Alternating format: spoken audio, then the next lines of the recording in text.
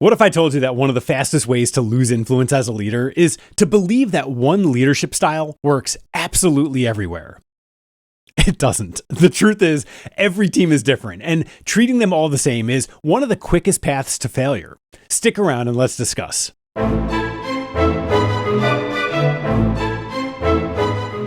Hi, and welcome to the Everyday Diplomat. I'm Michael Forrest, a retired Marine Sergeant Major, former U.S. diplomat, and somebody who spent over 20 years leading high-performing teams through conflict, crisis, and constant change. From combat zones to corporate boardrooms, one truth has always stood out.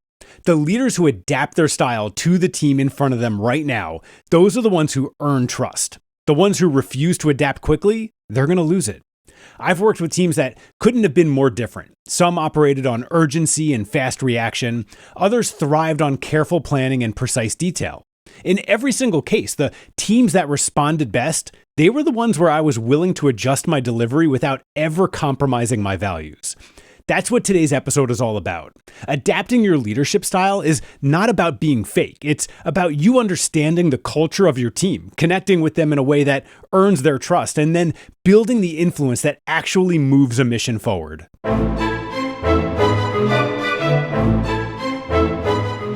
You know, adaptability in leadership is one of those skills that everybody says is important, but very few leaders actually practice it well. The reason is really simple. Many simply confuse adaptability with being fake. They worry that if they adjust how they communicate or connect with a team, that they're somehow being dishonest. In reality, nothing could be further from the truth. The difference comes down to values versus style. Your values, ethics, and moral compass, they're fixed. They're the non-negotiables that anchor you no matter what team you ever lead. If those shift depending on who's in front of you, then you have a real problem. But style is completely different. The way that you choose to deliver your message, the way you communicate, and the way you connect should flex based upon the culture and the makeup of your team. Think about it this way. A really great teacher knows how to explain the same lesson material in multiple different ways. The material doesn't change, but the delivery sure might. Some students learn best through visuals, others through hand-on examples, but others through detailed explanation. If the teacher only takes the time to teach one way, large parts of the class might miss out. Leaders face the same exact challenge. The mission, the values, and the standards, those stay the same, but the delivery has to connect to the people in the room right now. The danger comes when leaders mistake rigidity for strength. I've seen leaders who insisted on speaking to every single team member the same exact way. In fact, every single team the same exact way. They believed that this somehow proved consistency or equality, but in reality, it just created distance. The people saw them as detached or out of touch or even unwilling to actually listen. Influence began to get lost, and not because they lacked conviction, but because they refused to adapt.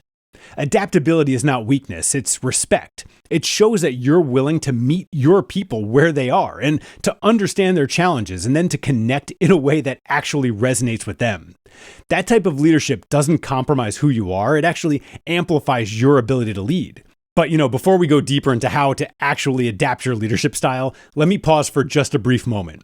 If this is already sparking ideas for you, make sure that you hit that subscribe and like button. Here's why. Every week on this channel, we dig deep into practical lessons on leadership, influence, and team building. These aren't theories that I pulled out of a textbook. They are lessons forged from real-world experience, from military operations, diplomatic assignments, and more than 20 years of leading diverse teams. And if you subscribe today, you're not going to miss next week's episode, where we're going to talk about the power of leading by example.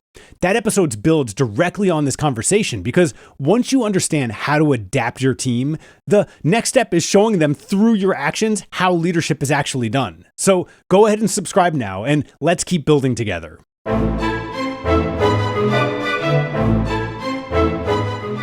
All right, go ahead and gather up for a little bit of story time. One of the best examples of adaptability in my own career came towards the end of my time in uniform when I served on a leadership team that was responsible for a unit with more than 38 completely different sections. It was as crazy as that sounds, and I fear that was a little bit of what that's all about right there. But that's a different story. On paper, they were all part of the same command. In reality, They had almost nothing in common except the fact that we were all Marines and we all wore the same uniform and that we were all on the same administrative roster. I had emergency services personnel who thrived on speed and urgency. I had the chaplain corps who focused on care, empathy, and spiritual guidance. I had contracting officials and supply specialists who were buried in regulations and numbers. I had legal service providers who lived in the world of precedent and precise wording. And on the other end, I even had Marines who were confined to the brig or preparing to separate from service due to medical reasons. The scope was ridiculous. If I had walked into each of those spaces and delivered the same exact message in the same way, I would have absolutely fallen on my face. The security Marines need clear direction that cuts through the noise. The chaplains need a message that actually acknowledged empathy and the importance of listening. The contracting and legal teams needed leadership that respected the fine details and the process. The Marines in the brig needed firm guidance, but also dignity, so that discipline didn't erase their humanity. The foundations of leadership was the same. The values of honor, courage, and commitment didn't change, but the way that I spoke, the tone that I used, and the examples that I gave to drive the points home, they had to adjust to the people who were right in front of me. That experience taught me something that I'm never going to forget. Leadership is not a one-size-fits-all. The core principles remain steady, important, but the way that you deliver them, they have to flex. Leaders who get this right, they create unity across diverse groups, but leaders who get it wrong lose credibility really fast.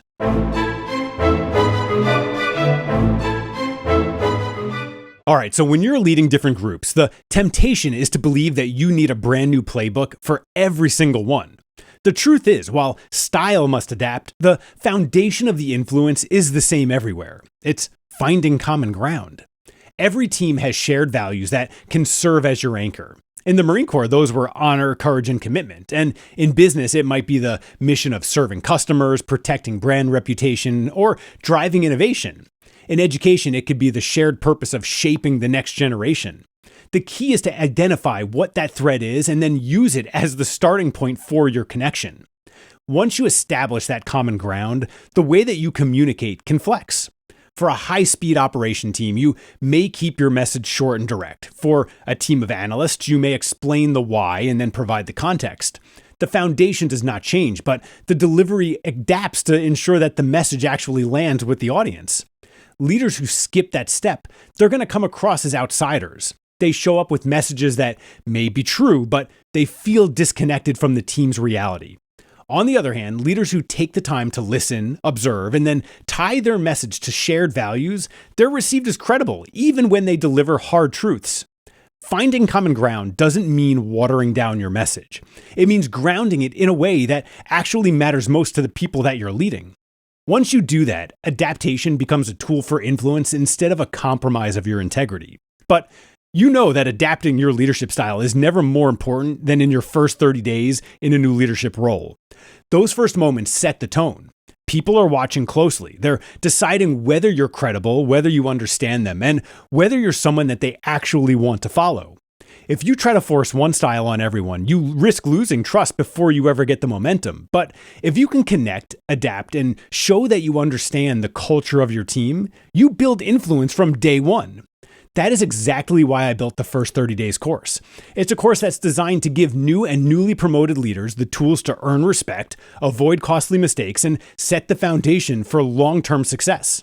If you're stepping into a leadership role, this is the tactical edge that makes all the difference. Go ahead and check it out at the link in the description below.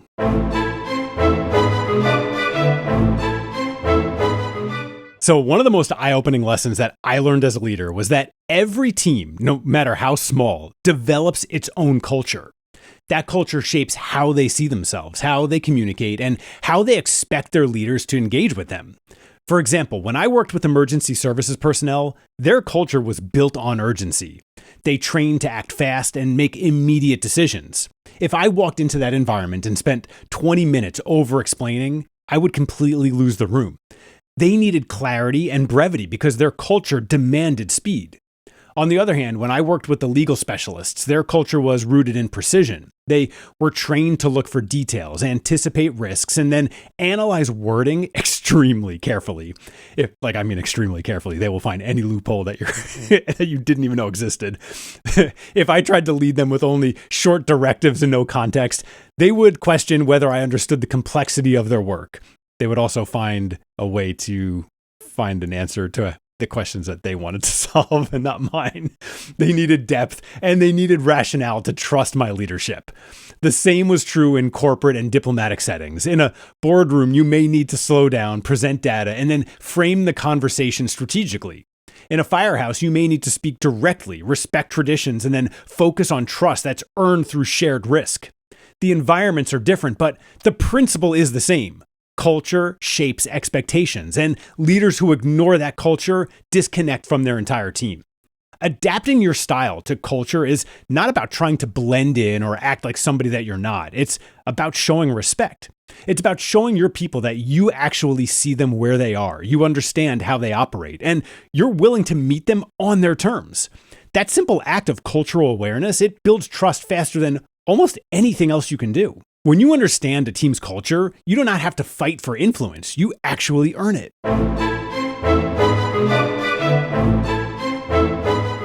So, how do you actually adapt your leadership style without feeling fake or forced? The answer is to practice a few simple tools that actually help you stay authentic while also connecting with the team who's right in front of you. First, go ahead and listen before you lead. The first step is observation. Spend time listening to how your team talks about their work. What challenges frustrate them, and what successes energize them? Too many leaders rush right in with answers before they understand the actual questions. Don't do that. Listening gives you the map for how to connect. Number 2, learn their lingo. Every team has shorthand. It might be acronyms, technical jargon, or even inside jokes. You don't have to master it perfectly, but showing that you're making the effort to speak their language communicates respect. It tells the team that I see you and I value what you do. Next, mirror without intimidating. Adapting your style does not mean pretending to be one of them. It means adjusting your tone, your pace, and your level of detail to actually match what will resonate. If they are fast-paced, cut right to the chase. If they're detail-driven, provide context. Mirroring shows that you're paying attention, but you remain authentic to who you actually are. Next, anchor in shared values. Adaptability is about flexing style, not changing principles.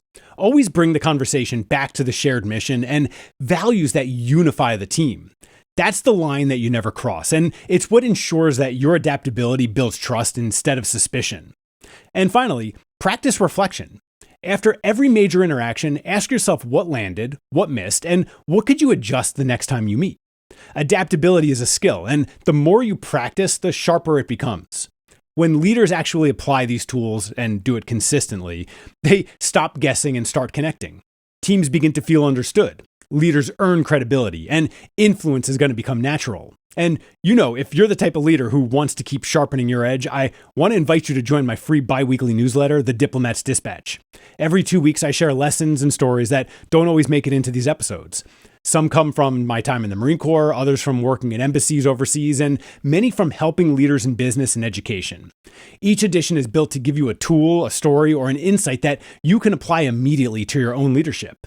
It's short, it's practical, it's designed to keep you learning between episodes, and it's completely free. If you want to stay connected and keep growing, you'll find the link provided in the description below.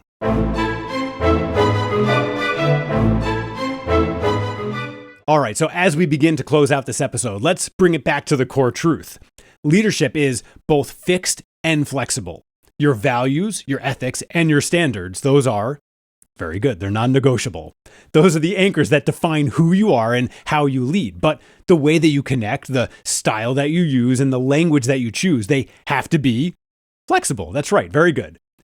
As long as you want your leadership to resonate with your people. We've talked about why adaptability matters, how finding common ground builds influence, and how cultural awareness actually shows respect. We explored practical tools like listening before you lead, learning a team's lingo, and mirroring without imitating. Each of these steps help you stay authentic while meeting your team exactly where they are.